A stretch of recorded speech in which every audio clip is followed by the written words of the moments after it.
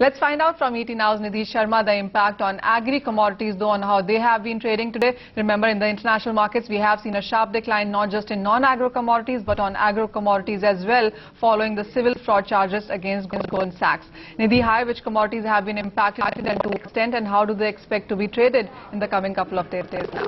Manisha, the rubber futures on NMC, they were down by over % at rupees 1687 per 100 kg for the May contract. Now, the fall has not been that steep what we saw in Tocom, where the futures they were down over 6% following Goldman Sachs news that impacted dollar. Dollar was sharply at 3-week low against yen, and that coupled with falling crude oil prices impacted this commodity. Crude oil has fallen over 2% from 83 levels to 81 per barrel levels. Now, fall, however, on the domestic exchanges on NMC were capped because of good and robust demand coming from tire manufacturing companies, low stocks, and also fall in Indian rupee that capped the downside. Edible oil complex was also trading in red, Manisha. Here also fall in crude oil prices impacted the entire commodity. July contract on BMD, that is Malaysian exchange, was down 1.5% at 2480 Malaysian ringgits. That impacted the soybean. Soybean were down by over 1%,